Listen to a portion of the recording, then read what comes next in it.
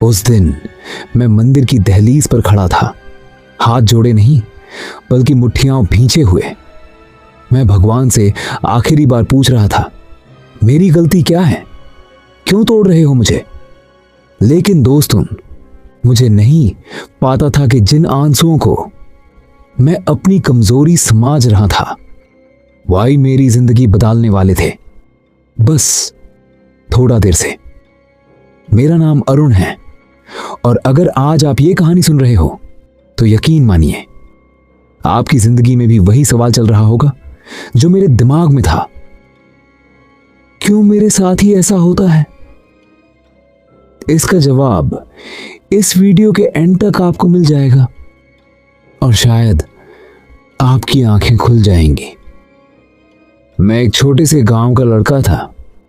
पापा मजदूरी करते थे पर उनकी आंखों में मेरे लिए बड़े सपने थे।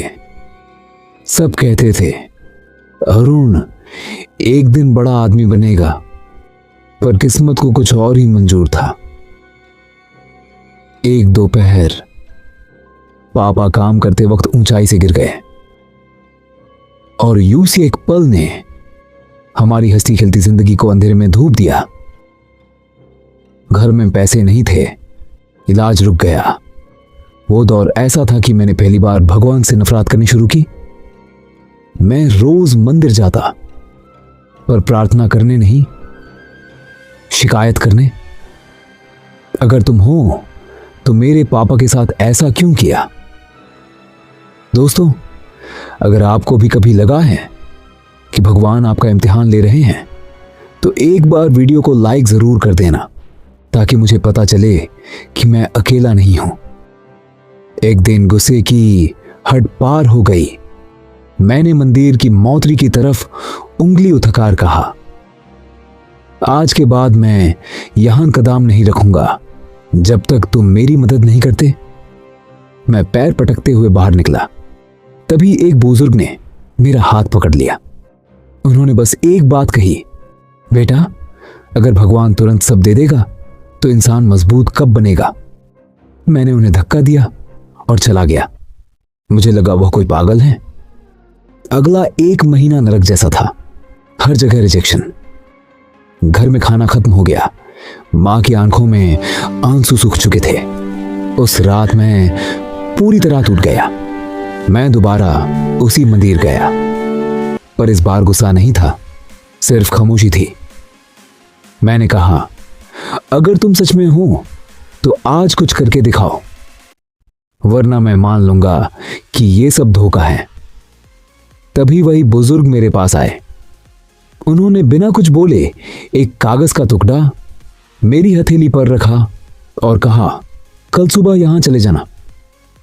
अगले दिन जब मैं उस एड्रेस पर पहुंचा तो वहां एक छोटी सी कंपनी थी।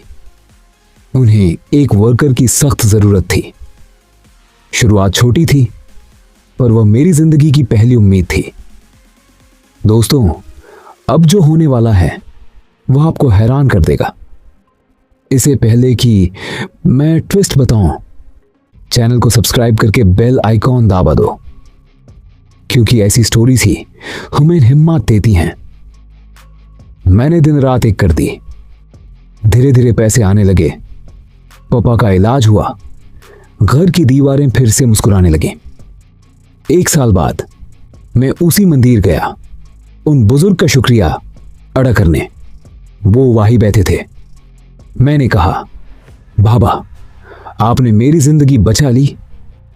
लेकिन उनका जवाब सुनकर मेरे पैरों तले जमीन निकाल गई।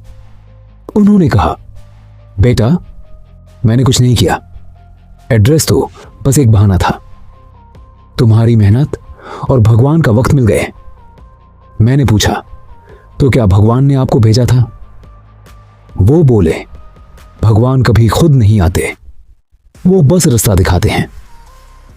तुम गिर रहे थे ताकि तुम मजबूत बनो, और जब तुम तैयार हुए तब उन्होंने दरवाजा खोल दिया। उस दिन मुझे समझ आया, जब भगवान देर करते हैं तो इसका मतलब ये नहीं कि वो सुन नहीं रहे, बल्कि वो पीछे रहकर कुछ बड़ा प्लान कर रहे होते हैं। जो हमें तभी मिलता है जब हम उसके लायक बन जाते हैं। तो अगर आज आपकी जिंदगी में भी अंधेरा है तो घबराना मत, क्योंकि सूरज निकलने से पहले की रात ही सबसे काली होती है। आपकी कहानी का सबसे बेस्ट पार्ट अब भी आना बाकी है। अगर आपको भी भगवान पर भरोसा है तो कमेंट में लिखिए, मुझे भरोसा है। देखते हैं कितने लोग पॉजिटिव हैं।